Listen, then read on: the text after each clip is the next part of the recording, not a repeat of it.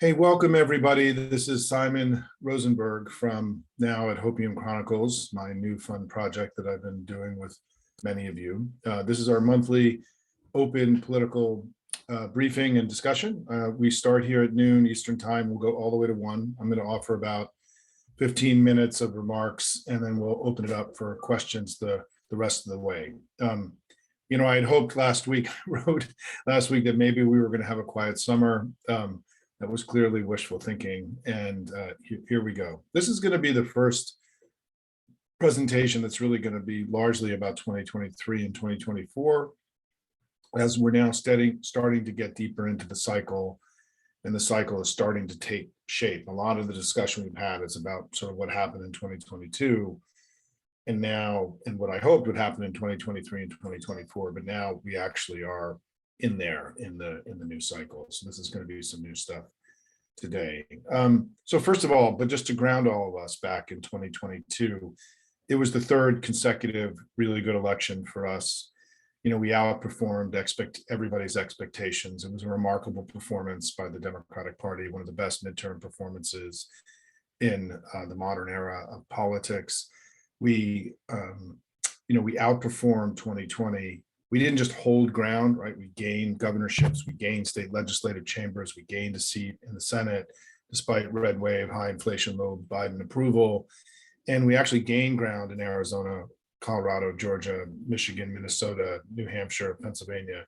We got to 59% in Colorado and 57 in Pennsylvania and 55 in Michigan, 54 in New Hampshire. We just got to 56 in Wisconsin in the Supreme Court race. We just won in Jacksonville, Florida, and Colorado Springs, Colorado, 2 very Republican cities that we took away from the Republicans. So this strong overperformance in the places where we built our big campaigns that we saw in 2022 has carried over into 2023, and which is very encouraging for us. And it's why I constantly say I would much rather be us than them as we head into 2024. This is just an unrelenting amount of good news. We were able to, through the very inspired and ambitious grassroots wing of the Democratic Party, all of you, right? We were able to do extraordinary things in 2022, raising historic amounts of money for our candidates, building unprecedentedly large campaigns, pushing the early vote to the sort of what was the upper end of what was possible. And we've seen that sort of heightened, elevated performance continue on into the early part of 2023. And so I think we should be encouraged by that. I mean, if the basic story of the election in 2022 was, Joe Biden's been a good president and people felt he'd done a good enough job, they're still too crazy in our grassroots to sort of keep pushing us to the upper end of what's possible. That basic structure is carrying over into this election so far. But what's important is that we've gotten more data now about Biden, right, and about his presidency. And we know, first of all, that his economic program, we've seen just in the last few months, very, very strong economic growth. Let me take one step. Let's now talk about the Biden presidency itself, because that's going to be the central issue of the 2024 election, which is we gave you power. Did you do a good job with it, right? It's the first and most important question of any incumbent that any incumbent has to face. And just in the last few months, let's just talk about what's happened, right? The economy continues to be unbelievably strong. We had 339,000 jobs just this past month, a remarkably large number this late in the economic recovery. We've seen inflation now in this last month come down to 1.2% on an annualized basis, well below the Fed target, meaning that inflation may now be at the point of being under control, we hope, and the rate hikes will have stopped. And hopefully even by next year, we can start to see, the Fed reducing interest rates. We've seen the deficit come down. We've seen wages be at very elevated levels and also new business formation. I mean, virtually everything is going right now. I mean, they call it the Goldilocks economy when everything is sort of in a good place and coming together. And certainly, we've seen even projections now from some of the major banks that there won't be any recession this year. There's no recession on the horizon. 339,000 jobs. The Atlanta Fed GDP nowcast, as they call it, GDP now, which is their projection of the second quarter's GDP, is over 2%. So no inflation no recession on the horizon, the economy doing unbelievably well. We should be very, very proud. And we've also begun to see now the impact of the far-sighted investments that we made in 2021 and 2022 take off. We've seen a doubling of the doubling of manufacturer construction in the last year, meaning that manufacturers in the United States have doubled the amount of construction spending to build new plants, to create new opportunities for our workers and our companies. We're starting to really see some of those investments pay off. The first real clear data that this stuff is having an incredibly positive impact on the economy and opportunity for all workers here in the United States. We also know that on other things that really matter, right? Just within the last few months, we've had the lowest unemployment rate in peacetime America since World War II, the lowest unemployment rate since 1969. More than 60% of Americans have never been alive with an unemployment rate this low in their entire lifetime. We've seen the lowest poverty rate, the lowest uninsured rate ever in American history.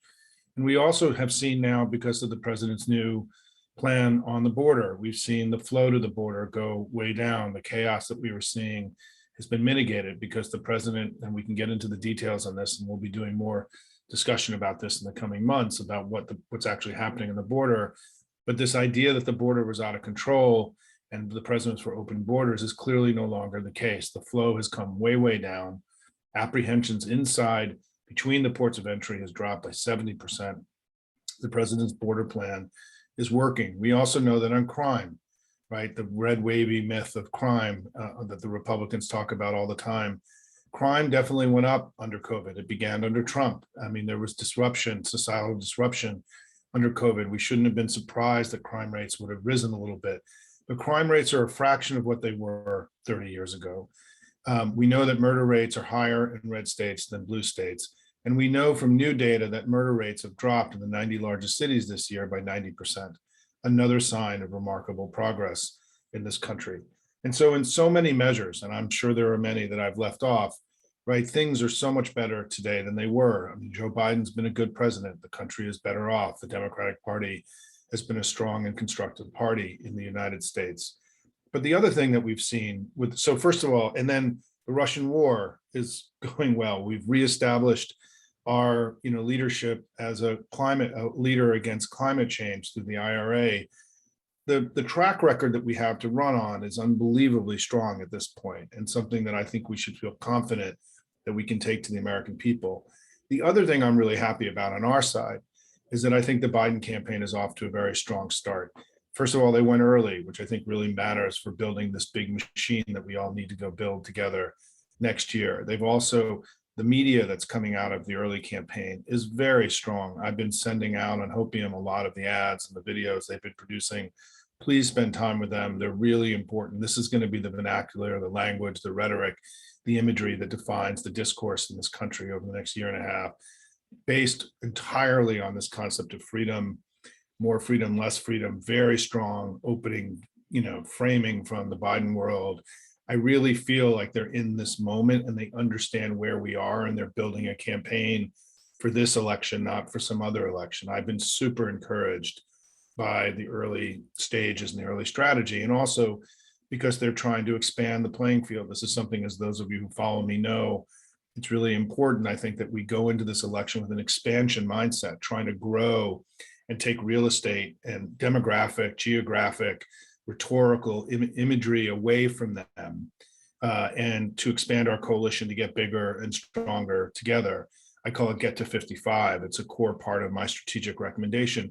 And they've had ads up in the air in North Carolina and Florida already showing that they're trying to expand the presidential map. And so I'm very, very encouraged by all that I've seen. And I think that for me, if there are two things that together we really need to focus on as a family, and what we can do to support the president and the Democratic Party in the work, the important work that they're doing. So I think there's two things that we all need to figure out how to help on. One is getting louder and winning this economic debate with the Republicans. Many of you have heard me talk about this. This is essential. It shouldn't be that, given that since 1989, there have been 49 million jobs created in America, 47 million of them have been created under Democratic presidents. I just went through all the economic data that we just discussed. We shouldn't be losing the economic argument to the Republicans, and they're slightly ahead of us on the economy, which really matters because that's going to be the number one or number two issue next year.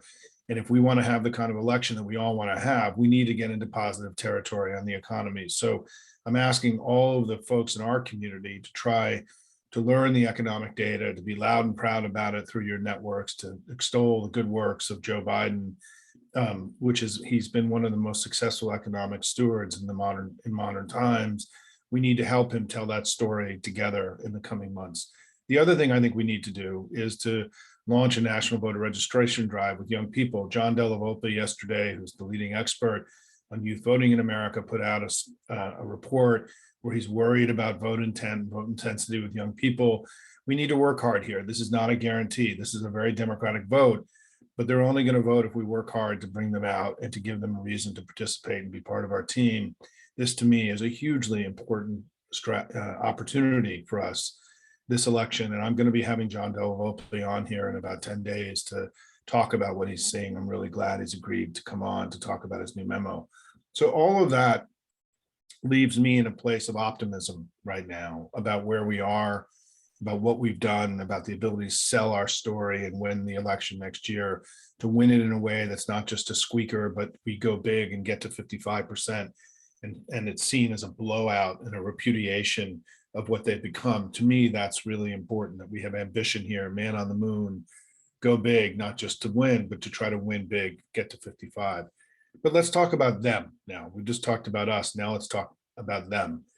And them is as ugly as it gets. I mean, it's hard to even imagine how a political party could present themselves in an uglier fashion than what the Republicans are presenting themselves as right now. MAGA is getting worse. It's not getting better. The rallying around the president over January 6th, his insurrection against the United States, and now what may be the greatest security breach in the history of the Western world, is just shocking. It's shocking. It's not about what he's done. It's about what they've done and what they've become, and that they feel that they need to defend their tribal leader against these sort of tribal attacks. I'm deeply worried. People talk about secession and the country splitting into two. I think we have to view the Republicans now, or MAGA at least, as a secessionist movement in the United States, not geographically seceding from the United States, but seceding from the idea of America as a democracy. They want America. They are seceding from our democracy, and they're acting repeatedly in illiberal ways, whether it's stealing a Supreme Court seat, an insurrection in 2021, stealing secrets for whatever reasons that we're going to find out, trying to use the debt ceiling in this illicit way to extract, pain on Joe Biden, go down the long list of things of cheating, bending the rules, playing, feeling that all means are on the table because they're in this moment where they have to defend the tribe rather than defend the country. I think we're already there in a form of secession right now. I think they've moved outside of the America that we all have understood since the 18th century and are now operating in this other space where it's an America with oligarchy and autocracy and not democracy. And it means that the threat in front of us is very real. And it's not just Donald Trump, it's all of them. It's Ron DeSantis too, who I think has become the other side of the MAGA coin. I've been shocked, frankly, about how DeSantis chose to present himself. And he made a decision to out MAGA and to move himself on so many issues, and permitless carry and abortion and the way he's treated Disney and book banning and all these things. I mean, it's just not okay. It's so not okay what Ron DeSantis has become. And the good news is that voters are aware of what's happened to the Republican Party and don't like it. And if you look at the data that I've been sharing the last few weeks, DeSantis's favorability rating has gone from about even to now -20. In Civic's latest polling, he's 35 favorable, 55 unfavorable. This is a guy who's barely known. There's been similar movement in the new data that came out from Navigator that showed him down 16 in favorability. For him to have pushed himself so quickly into a place where people are clearly worried about him and have fears about him this quickly was an amazing achievement, given that he only got into the election a month ago. And so the good news is that this fear that we had that people would not recognize him as an extremist, I think we're already there. I think in the way that they understand that something's gone wrong with the Republican Party, not just Trump, the whole party, they see that in DeSantis. Because what happens is now is that there's this general fear in the majority of the country of what's happened to them. And the Republicans then trigger that fear in a variety of ways, whether it's through the candidates in 2022 who wanted to end democracies in their states, or whether it's through Dobbs and abortion, or whether it's through book banning and anti-trans stuff, whatever the issue is, it is very easy now for a Republican to trigger that sense that it's, oh my God, he's one of them. He's one of those Republicans, those that have lost their way and are putting the country in jeopardy. And DeSantis, I think, has already triggered that. And it means that the two leading candidates for the Republican nomination are both seen by the country, the majority of the country, as being unacceptable. And it's why, another reason why I'm so optimistic about what can happen for us next year. I do think that whoever the Republican nominee is, and at this point we have to assume that it's going to be Trump, because the way the party has rallied around him. I mean, what's been interesting is that I think what's happened this week is that the tribe, the fight for the tribe, the aging white tribe, conservative MAGA tribe in America, went from anti-trans, anti-whatever, anti-abortion to defending Trump. And it became the central project of the tribe. And that means that for the rest of the candidates, I don't know what that means for everybody else. If the central project of MAGA now is to make sure Trump is the nominee, where does that leave all of them? And I think certainly you can, I think that all these candidates getting into the race and having Trump's numbers continually go up, the biggest loser in all that is Ron DeSantis. I mean, what a vote of no confidence. You know, all these candidates getting into this race have been about DeSantis's ability to congeal the anti-Trump support. This stuff's been very hard for him. His numbers are, you know, he's presenting himself as a winner, but, you know, all of his candidates in 2022 outside of Florida lost. He just lost Jacksonville, his home territory, for the first time in a long time. He's, you know, he's getting his ass kicked by Trump, and his numbers nationally are already terrible. There's nothing winning about Ron DeSantis right now, in my view. And I think that what the Republicans now face is whoever their nominee is, somehow, if in the scrum, it's neither Trump nor DeSantis, the entire party is going to get saddled with both of them, with Trump's malfeasance and his serial criminality and his betrayal of the country and all the things that he's done. But with DeSantis, they're going to be saddled with his legislative agenda, which has been extreme. And, you know, we know about permitless carry. We know about the 6-week abortion ban. We know about the banning books. We're also going to start to know about his immigration bill that just passed, which is not just the most anti-immigrant bill passed in America in the last 50 years. It's the most anti-immigrant bill proposed by anybody in the last 50 years. And you're already starting to see protests on the ground and how disruptive it's going to be to basic society. In Florida now, if you drive an undocumented child to school in your car, it's a felony crime, 10-year prison sentence for you in your family, right? If I go down and drive an undocumented kid to school in Florida, not even as a Florida resident, it's a 10-year felony level crime. It's insane. And what's happening is, what I'm encouraged by is that the word is out about this bill, and DeSantis's numbers in the 2 polls that I cite this week with Hispanic voters are terrible. And so this idea that DeSantis, who had done well with Cuban voters in Florida, was going to be able to take this kind of sensibility and bring it to the rest of the country to help him win nationally, we're already seeing manifestation that this anti-immigrant explosion in Florida is doing enormous harm to his brand with Hispanic voters outside of Florida, which is going to be really important. And then finally, I think and so I think that these twin anchors of DeSantis's extremism, Orban, you know, on the Gulf Coast, who has presented and given us clear understanding of what happens if MAGA wins the election in 2024, we're going to be able to use that and Trump's problems to degrade the entire Republican brand over the next year and a half. They have no way to run away from this stuff. This stuff is now baked into who they are, and it's ugly. It's as ugly as anything we've ever seen in modern American history. We should be able to beat these guys next year. I feel very good about it.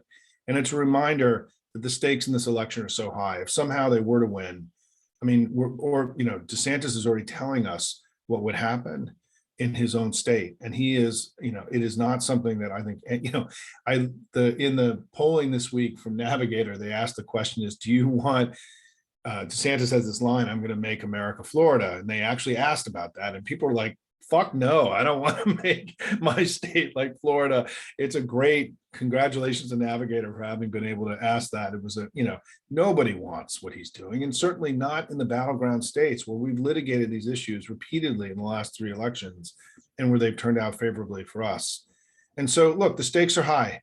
They are getting worse. MAGA is a threat to the republic. We all know this. This is not new information. And it's why we're here together at Hopium Chronicles to work hard to make sure that we defeat MAGA, tell our story more effectively, and ensure that democracy and freedom prevail here and all around the world. That's why we're here. Thanks, everybody. Let me get to your questions now. I'm going to start.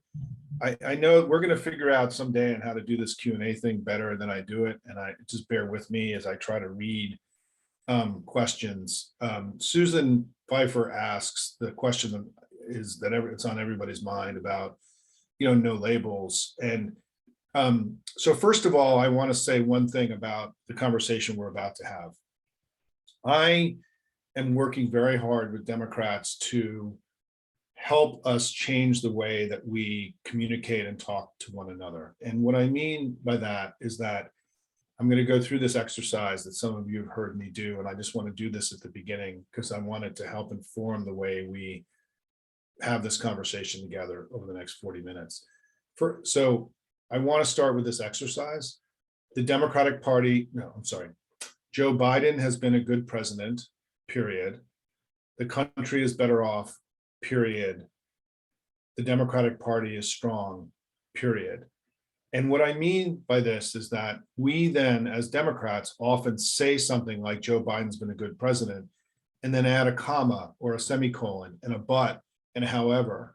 And when we do that, we bring in their arguments into our discourse for them. We make MAGA's arguments for them. And what I want to do is when we're together, try to spend more of our time talking about and exploring the things that have gone right and the things that are good and the things that are working, and to get better educated at those things so we can become more effective warriors. What's amazing to me, and I did 3 presentations this week, and by the way, I should say I've had COVID all week, and today is the first day I tested negative. It's why my throat's a little raspy. For those of you who've heard me speak this week, I've been a little down. I've had COVID. I haven't said it before, but I'm on the other end of it and I feel much better. Thank you, everybody. Is that, it's amazing to me how many comments that I'll get is, Simon, I'm concerned about this. Simon, I'm concerned about this. And I think it's okay to be concerned, but we need, when we're together, to spend 2/3 of our time talking about the things that are going right and 1/3 talking about the things that are of concern. Because I think we're living too much. I joke that it's like, the unemployment rate is 3% right now, or a little more than 3%. That means if you walked into a room, there'd be 97 people with jobs and 3 people with not jobs. And Democrats will be spending all their time talking about the 3 people, as opposed to starting by saying, wow, isn't it amazing how many people have jobs? This is incredible. Now let's talk about what we're going to do about the 3, right? And so I'm not being critical, Susan. I'm just saying that I want us today to not always live in this place of concern, fear, uncertainty, and doubt, but to also spend time in this discourse going through the things that are working so we can get more educated about those things too, right? Because I think it's a discipline issue in the way that we interact with our politics. No labels. I'm not convinced no labels is a thing. I think that, the people that have been beating up on them, Reed Galen, Third Way, and others who've sort of taken it upon themselves to sort of start punching no labels.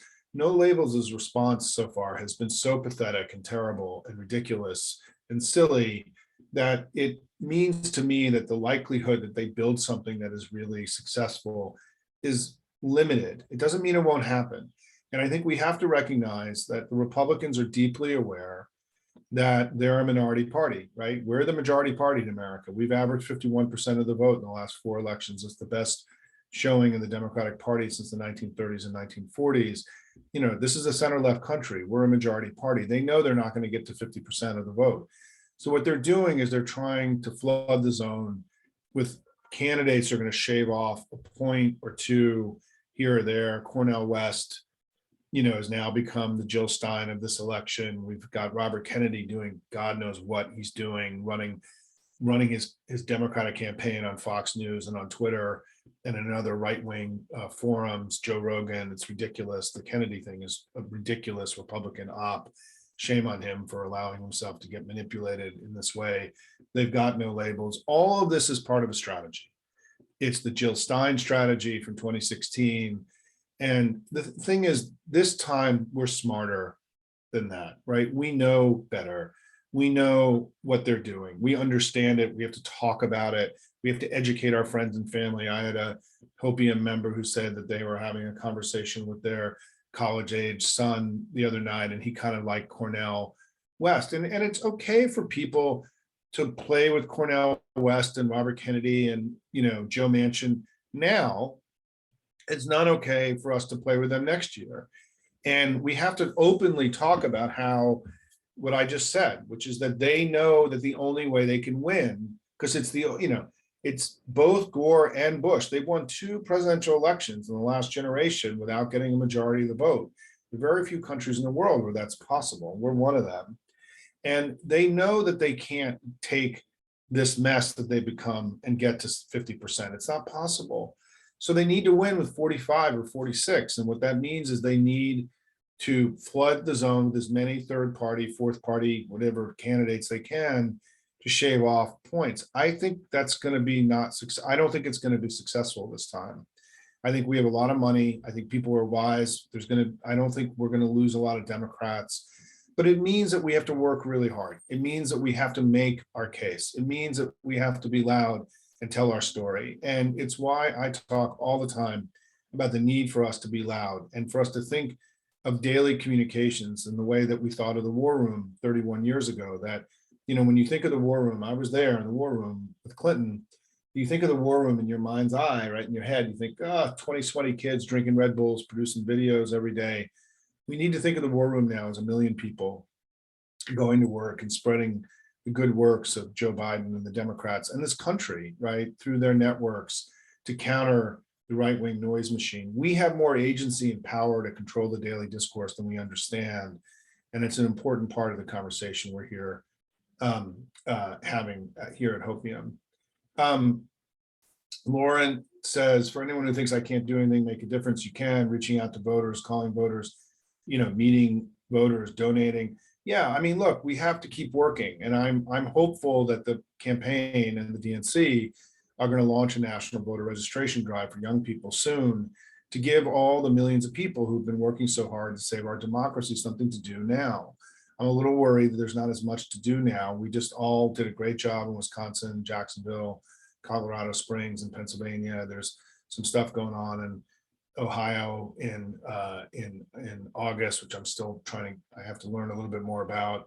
There's going to be the elections in Virginia and elsewhere in the fall, which I think by September we'll all be involved in that. But I think the stuff we can be doing now is not just the work we've done so well on campaigns, where we have excelled as a national party and where we have the most muscular and powerful and sophisticated grassroots that we've ever had because of all of you. But now we have to do the second thing, which is to get louder and be involved in the daily discourse every day. They're much louder than we are. And we need to counter this right-wing noise machine with a noise machine of our own. And, it's why I support groups like Resolute Square and Courier Newsroom and Pod Save America and Daily Kos and all these groups that are doing, Deep State Radio, all these groups that are Midas Touch, the Midas guys, they're doing amazing stuff. We're building our own media out. We have to be very conscious of supporting all that. My own site is like a media organization, right? Of Simon's Media, right? Homegrown, bespoke, political analysis. And we need more of that. But there's a role that all of you have to play in this too, which is why I think that you're here. Let me just move on to other folks. Thornton asked a really important question that I have been really banging very, very hard, which is, should we frame explicit narratives about how the Republicans are trying to tank the economy? Yes. I mean, I think we blew it a little bit on the debt ceiling. I think we tried to talk about how they were cutting spending, and those spending cuts were going to hurt people, rather than talking about what the Republicans were trying to do by cutting spending by 22%, was to throw the economy into recession in order to hurt Joe Biden and the whole country. That debt ceiling effort was an immense betrayal of the national interest of the United States by the Republicans. And I think that as we move to what will be another standoff and most likely a government shutdown, even just in the last few days, the Republicans have now abrogated the deal they struck with Biden and are coming in, at spending targets in the House that were lower than what were agreed to. And they're doing this in their mind, in their head, they are arguing that cutting spending is good. Right? It's an abstract good. It's not an abstract good. If you cut spending by 22%, you throw the economy into a recession, you throw the entire Western world into recession, you weaken our ability to fight Russia and Ukraine. It's devastating. And the lack of economics, I talk a lot about how the Republican Party, the way to understand about how we got to a place today where the last three Republican presidents have brought recession, spiraling deficits, and American decline, and the last three Democratic presidents have brought strong growth, lower deficits, and American progress, is that there's no economics in Republican economics. What there is exploitation of racial fear. And their economics, since they adopted the Southern strategy in the mid-1960s, has been about making sure that those people had less and people in their tribe had more. That's it. That's not an economic theory. That's a social policy. And so what happens is when they have to actually be in power and govern the country and operate in the rules of economics, they repeatedly fail. And they just did it again around this debt ceiling. The Economist of all places did a cover story saying that if the Republicans get their way, we're either going to get a debilitating recession that could be a big recession if their cuts go through, or worse, they're going to destroy the entire global economy as we know it, right? That's what Kevin McCarthy and the Republicans were just doing 2 years after an insurrection, a few weeks before defending a guy who stole the nation's most important secrets. I mean, it's incredible how unconcerned they've become with the national interest. What is paramount to them now is the defense of the tribe, right? And it is tribal politics is what destroys democracy. Is when the tribe's interests are greater and more important than the nation's interests, then you've seen a divergence, a secession, in essence, right, from the national interest. And I think you've seen that with Trump in the last few days. They rallied around the tribal leader. They haven't rallied around America. Trump betrayed the country. He needs to be held accountable. They don't care because the tribes become more important to them than the country, which is why they can't be trusted with power and why what they just did on the debt ceiling was so unbelievably reckless and an incredible betrayal of the national interest of the United States. Joe Biden, by the way, acted deeply responsibly, as did his team, Steve Ricchetti and the rest of them, who were able to negotiate that deal and talk the Republicans off the ledge. Deborah Kramer says, would secession be so bad? Yeah, I mean, we have to recognize that there's an ideological movement, an extremist movement that's overtaken one of our two political parties. It's not where most of the Republicans are. And we have to, what our goal has to be is to defeat the Republicans in this next election in a way that is so defining and so big that they start walking away from this extremist ideology and to become something more like a traditional center-right political party. That has to be part of our goal as responsible leaders who believe in the United States, who believe in the power of this immense and remarkable country. I mean, we're in a time of crisis, and the Democratic Party has risen before. We've been called before. We're being called again. And I'm not for one who believes, I want to flush MAGA into the dustbin of history, not the Republican Party of Lincoln and Reagan. I think that we need to work it's important that we continue to find common ground with the never Trump or never MAGA Republicans like Liz Cheney and potentially Chris Christie, who's now, I got a question about that in the chat, and Bill Kristol and Reed Galen and the Lincoln Project and Resolute Square, all these Republicans who've been so courageous and brave, who have broken from their party and to continue to stay in the fight. It would have been very easy for many of these people to retire from public life and go on and do other things rather than fighting their brothers and sisters in the party that they've been part of for so long. And they've chosen to stay with it. And we've been very blessed and lucky that they have. We need them as part of how we expand and get bigger and grow our coalition, to give them a seat at our table and to thank them for their courage and their leadership. And it's and so I'm not into secession. I'm into defeating MAGA is what I'm into. Barbara asked, hey, Barbara Nouveau asked, do you see a scenario where the Republicans nominate a legitimate moderate? I don't. I don't. I think that the majority of the party today is MAGA. I think that the challenge the Republicans are going to have now is there's at least two parties inside the Republican Party, maybe even more, right?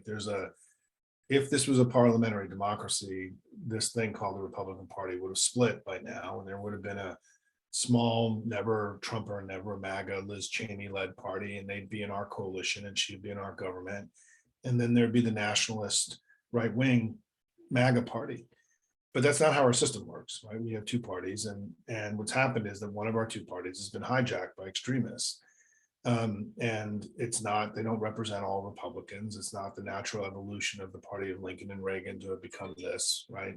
But they are there now. And it is now, in my view, a majority of Republicans. And so I think that whoever wins, whether it's a non-MAGA candidate or a MAGA candidate, it's going to be very hard for either of them, for them to unite these two center-right impulses in the country to build a coalition that can win an election, which is why I think they're trying so hard to flood the zone with all these other candidates, right? To whittle away at our majority to get us under 50 so they've got a shot in the Electoral College. I don't think it's going to be successful.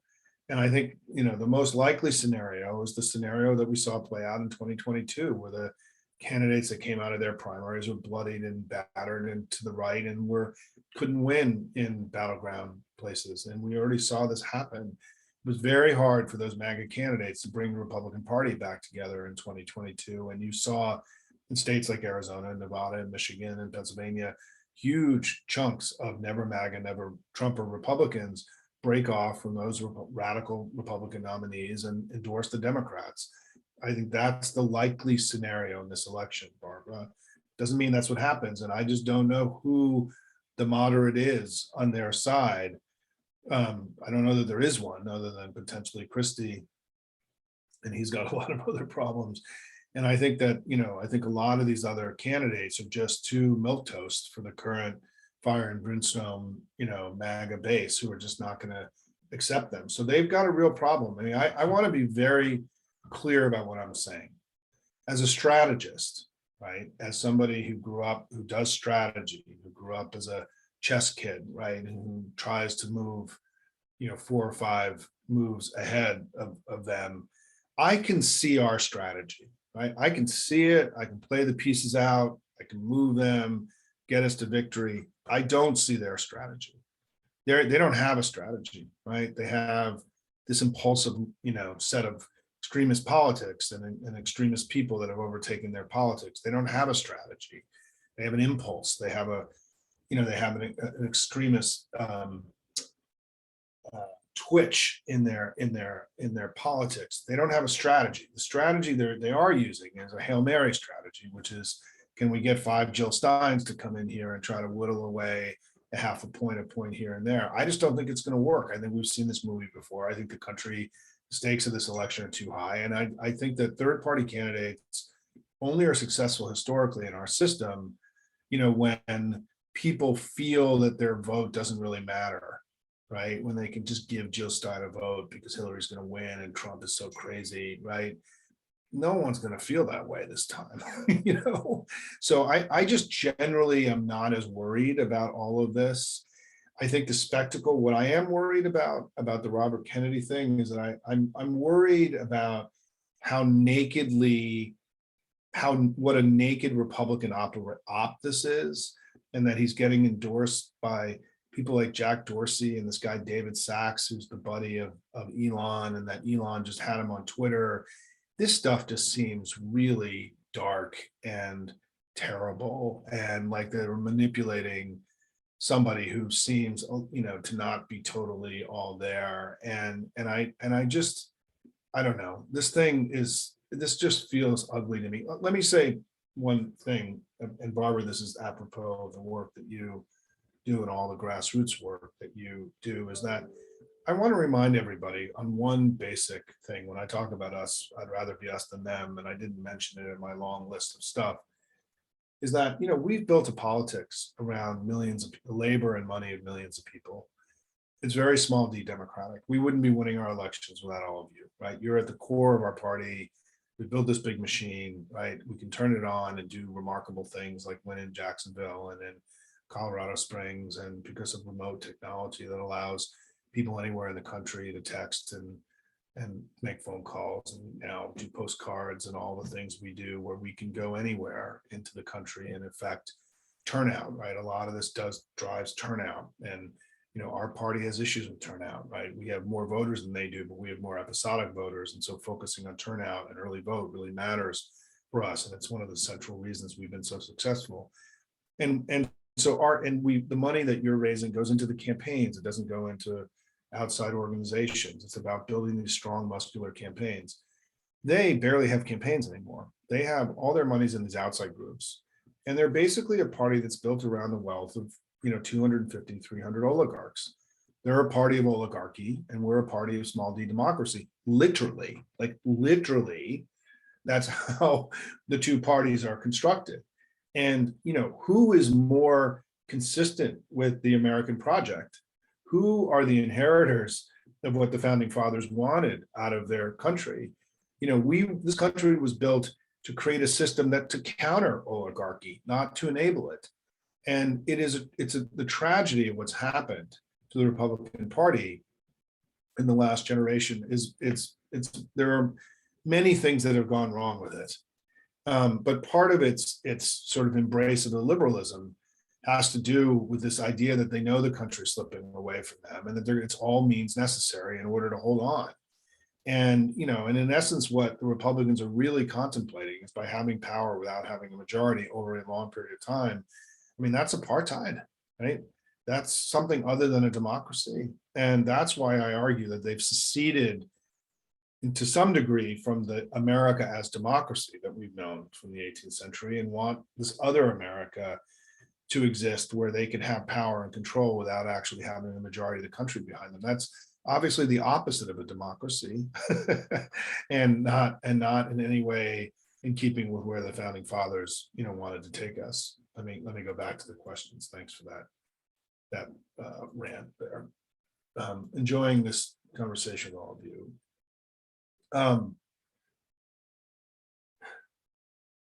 I have a question here from Cindy. Love hearing about the success of the Biden presidency. How do we deal with increasing misinformation? It seems to me, look, we are living in a degraded information environment. And I think that what you're seeing, that, as bad as it was with Fox now being exposed as having been a Republican political organization masquerading as a news organization for all these years, we've seen Twitter being taken away from us. We've seen CNN kind of wobbling into some kind of more pro-Republican stance. I think we have to be worried that we're seeing pressure, in the way the PGA got bought out by Saudi money. You're seeing a lot of financial pressure on these institutions to take the money and run and become a more center-right aligned or MAGA aligned, media. And I think there is a lot of work being done behind the scenes to try to push legacy media into a more Republican leaning camp. I don't even think this is a controversial statement any longer. It's so obviously true. And it's why we talk a lot here about the notion of information integrity, and around how we've seen a real decline in the integrity of our discourse here in the United States. We have to be much more conscious about it and aware that there's enormous amounts of manipulation happening in our daily discourse. I think we're still kind of ignorant about this as a country in our daily conversation. And then the second thing is that my response to it in how we have to deal with it is, rather than freaking out about it, is that we have to get louder, right? I mean, I worked and helped build in 2018 the first countering disinformation operation ever at an American political party at the DCCC. And the first premise of our work was that we had to get loud. That the way that the most effective way of countering disinformation is by crowding it out and going on offense and telling your story more effectively. It's not waiting to counter. The war room in 1992 wasn't about rapid response. It was about winning the information war every day. It was about telling our story more aggressively than them. And then when attacked, we responded. It wasn't about waiting for them to set the table and to drive the discourse.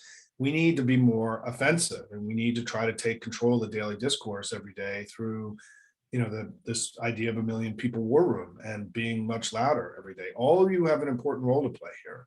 All of you have been great, proud patriots and love your country and have done your work on campaigns. Now we have to do our work in trying to win back, to restore information integrity to the United States to a degree of as best we can, and to be loud to sort of crowd out the ability for them to manipulate our discourse. This is an urgent national priority. And frankly, Cindy, it's the central reason that I began Hopium, is that I needed a place where I could have more honest conversations like this. In my old organization, a C3, C4, you have limits in your speech because of tax status issues. And I felt that to do the work that I wanted to do after what I went through, where I fought this false narrative of the red wave and saw the power of right-wing media to sort of push and bully the national legacy media into believing things that were not true, is that I've started this organization to work with all of you to get louder and to become more effective information warriors for our democracy every day. I mean, this is an urgent issue in my mind. And I feel like, we've made a lot of progress in the last few months, but we still have a lot more to do. The most important thing is you don't ask in my life, and I've sometimes been a little bit of a bull in a china shop in my career, is, it's easier to ask for forgiveness than permission, right? I've lived that. That has been if there was one other than believe, if I had a sign above my door, it's easier to ask for forgiveness than permission. And all of you, I'm giving all of you permission to become information warriors. I'm granting you permission today. I'm creating a permission structure for all of you to become information warriors for your democracy. What does that mean? I get asked that all the time. It's whatever you want it to be. All of you who do work in campaigns, you do the work that you want to do, right? You write postcards. Some people canvass, some people, do voter registration. It doesn't matter. What matters is what you do is comfortable for you, so you do more of it. The same is true on the loudness thing. I want everyone to really get focused on the economic issues. I think that's the area of greatest value. We know that people don't know what we've done, and when they're informed of what we do, their view of Joe Biden improves dramatically. We have a information gap that we need to fill. We can do this. This is within our power as a family to do this, which is why I'm producing so much economic research and producing charts and graphs for you to use in your own work. But whatever you do, however you get loud, and I joke that you need to be loud without being annoying, right? Whatever you do is more than what you were doing before. And remember, Tucker Carlson reached 3 million people a night. If 1 million Democrats get up every day reaching 10 people, that's 10 million people. That's 3 times as many as Tucker reached. We have more agency and power here than we understand. And I'm hopeful that you will take this on and join me in being an information warrior, for your democracy. And by the way, please share this video. This will be up on Hopium and on YouTube today. And if you want to connect people with this kind of thinking, I mean, this is a pretty raw, open version of my basic talk. And I think that, I've had COVID, so there's no niceties today. So Bruce asked a really important question. I know there's different measures of inflation. You stated it's 1.2%, but everyone else has been saying it's 4%. Okay. This is a great illustration of the work that we have to do. So the number that you keep hearing about this week was 4% inflation, and that's how much inflation has increased over the last 12 months. And for reasons that I don't totally understand, that is the number that is used. And in part, there hadn't been inflation for a long time. And I think that some of the coverage around inflation has been a little bit amateurish in the way it's been approached, because it's a new thing for a lot of people, right? We haven't had this kind of inflation in the US since the 1970s, right? And early 80s. And so I think that the number I'm using, and the number, by the way, that the White House has begun to use much more aggressively, is what inflation was last month on an annualized basis. And inflation last month was 0.1%, which is on an annualized basis 1.2%. So last month, inflation was 1.2%. It wasn't 4%. And we have work to do to help train everyone involved in this conversation about how to read this data properly. CNBC's headline when the inflation number came out literally said inflation's running at 4% on an annualized basis. That was factually wrong. CNBC, a financial organization. I tried to correct them online. They didn't tweak it. But even their headline writers got this completely wrong, right? It's 4% over the last year. On an annualized basis, it's 1.2%. And so, the Fed's target is 2%, 2 to 2.5%. In the last 3 months, we've been running under that.